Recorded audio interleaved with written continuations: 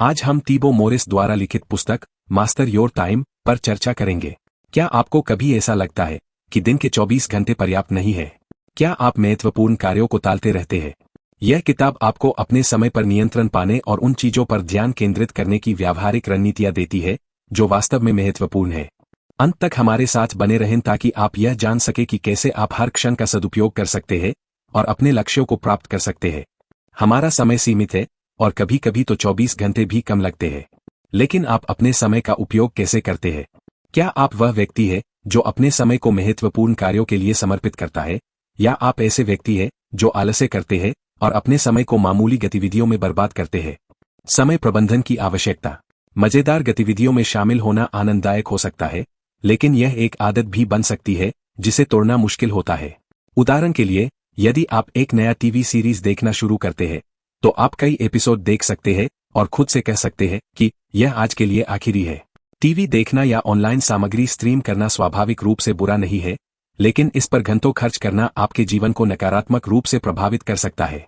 ऐसा करने से आप समय बर्बाद करते हैं और महत्वपूर्ण कार्यों को टालते हैं। कल्पना कीजिए कि अगर आपने उन घंटों को पढ़ने में बिताया होता तो आप स्कूल में बेहतर प्रदर्शन करते और सफलता के अधिक अवसर पाते। उत्पादकता और प्रेरणा। यह वही है जो मास्टर योर टाइम आपको सिखाना चाहता है। इस सारांश में आप यह जानेंगे कि अपने समय का उपयोग कैसे प्रभावी ढंग से करें।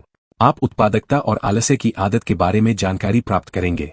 आप यह भी जानेंगे कि महत्वपूर्ण कार्यों के लिए अपने समय का बेहतर उपयोग कैसे किया जाए। यदि आप अपने जीवन में बदलाव लाना चाहते हैं और अधिक उत्पादक बनना चाहते हैं तो इस अवसर का लाभ उठाएं और अपने समय के मास्टर बने। उत्पादकता को समझना। उत्पादकता में दोस्तों और परिवार के साथ अच्छे संबंध बनाए रखना और महत्वपूर्ण व सार्थक कार्यों में शामिल होना शामिल है। अपने समय का मास्टर होना मतलब है कि आप इसे अपने शौक, काम और सामाजिक संबंधों के लिए बुद्धिमानी से इस्तेमाल करें। यह इस बात पर भी निर्भर करता है कि आप इन गतिविधियों के प्रति कितने समर्पित हैं। उत्पादकता का मतलब यह है कि आप अपने कार्यों का प्रबंधन कैसे करते हैं और उनमें कितनी ऊर्जा लगाते हैं। आपकी ऊर्जा का स्तर दिन भर में बदलता रहता है, इसलिए यह महत्वपूर्ण है कि आप पहचानें कि आपकी ऊर्जा कब चरम पर होती है। उदाहरण के लिए, सुबह के समय आपकी ऊर्जा शाम के मुकाबले अधिक हो सकती है। इसलिए सुबह के 1 घंटे को महत्वपूर्ण कार्यों के लिए समर्पित करना आपकी उत्पादकता को बढ़ा सकता है। आपको बिना विचलित हुए कार्यों को प्रभावी ढंग से पूरा करने पर ध्यान केंद्रित करना चाहिए। अपनी प्राथमिकताओं को पहचानने से आप यह निर्धारित कर सकते हैं कि किन कार्यों पर ध्यान केंद्रित करना है, ताकि आप मामूली गतिविधियों में समय बर्बाद न करें। ऊर्जा चक्र के चरण। ऊर्जा चक्र में 6 चरण होते हैं। 1. ऊर्जा का संरक्षण करना। यह आप अपनी नींद की गुणवत्ता में सुधार, पौष्टिक भोजन खाने और नियमित व्यायाम करके कर सकते हैं। 2. ऊर्जा को निर्देशित करना। जब आपके पास पूरी ऊर्जा होती है तो आपको पता होना चाहिए कि इसे कहाँ और कैसे इस्तेमाल करना है। 3. ऊर्जा का उपयोग करना। ऊर्जा को सबसे महत्वपूर्ण कार्यों में लगाना। 4. पूर्ण समर्पण। उस कार्य में पूरी तरह से डूब जाना और ध्यान भंग करने वाले तत्वों को हटाना। 5. आराम करना। अपनी ऊर्जा को पुनः प्राप्त करने के लिए नियमित अंतराल पर ब्रेक लेना। 6. चक्र को दोहराना। इसके बाद चक्र को फिर से शुरू करें। उत्पादकता का स्तर। पहले स्तर पर ध्यान को सुधारने के लिए विचलनों को दूर करें। दूसरे स्तर पर अपने ऊर्जा स्तर को बढ़ाएं ताकि आप कार्यों में पूरी उत्सुकता के साथ शामिल हो सके। तीसरे स्तर पर विशिष्ट दृष्टिकोणों और लक्ष्यों को परिभाषित करें ताकि आप उन कार्यों की पहचान कर सके जिन्हें आपके ध्यान की आवश्यकता है। चौथे स्तर पर अपने दिन की योजना बनाएं, एक टू डू लिस्ट बनाएं और एक समय ढांचा तैयार करें। 5वें स्तर पर सक्रिय सामाजिक जीवन बनाए रखने पर जोर दें, जिसमें परिवार, दोस्तों और अन्य लोगों के साथ बातचीत शामिल है। प्रणाली के निर्माण के लिए सुझाव। पहले, उत्पादकता उपकरणों के बारे में भूल जाएं।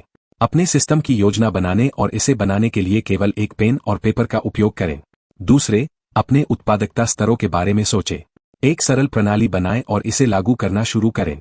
चिंता न करें, जैसे जैसे आप उच्च उत्पादकता स्तरों तक पहुंचते हैं, आप अपनी प्रणाली को संशोधित और सुधार सकते हैं। आलस्य को समझना। आलस्य एक आदत है जो किसी को भी कमजोर बना सकती है, इसलिए यह समझना महत्वपूर्ण है कि आप आलसी क्यों होते हैं और प्रेरणा कैसे काम करती है। यहाँ कुछ कारण दिए गए कि आप आलस्य क्यों करते हैं। 1. स्पष्टता की कमी। जैसे कार्य का महत्व, आपको क्या करना है और इसे कैसे पूरा करना है, ये चीजें स्पष्ट नहीं होती। इसे बदलने के लिए अपने आप से पूछे कि क्या आपको सच में कार्य महत्वपूर्ण लगता है। कारणों की पहचान करें ताकि यह निर्धारित कर सके कि आपको कार्य करना चाहिए या नहीं। इन कारणों की पहचान करने के बाद अपने आप से पूछे कि यदि आप कार्य को पूरा नहीं करेंगे तो इसके परिणाम क्या होंगे। फिर सोचें कि इसे पूरा करने के बाद आप कैसा महसूस करेंगे और यह माने कि कार्य आसान है।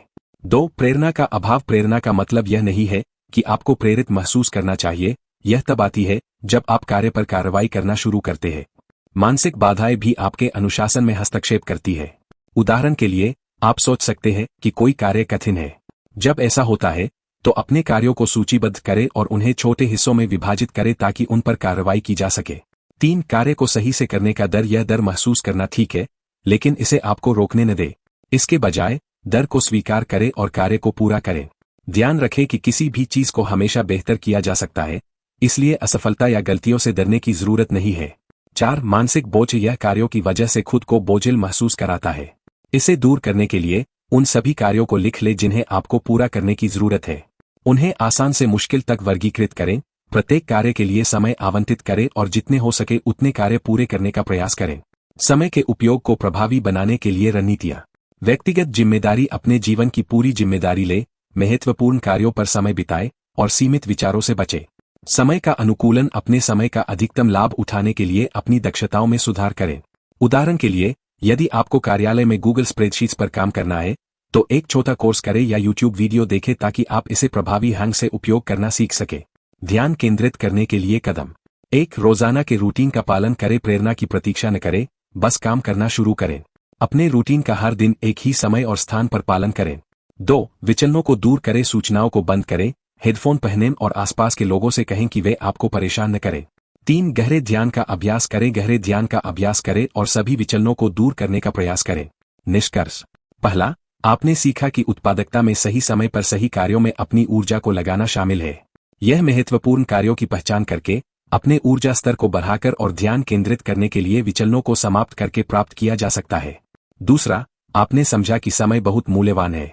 आपको अपने समय और ऊर्जा को अतीत या भविष्य पर बर्बाद नहीं करना चाहिए, बल्कि वर्तमान पर ध्यान केंद्रित करना चाहिए, अतीत से सीखे गए सबक और भविष्य की योजनाओं को लागू करना चाहिए। तीसरा, आपने यह खोजा कि समय का उपयोग कैसे प्रभावी ढंग से किया जाए। इसमें अपने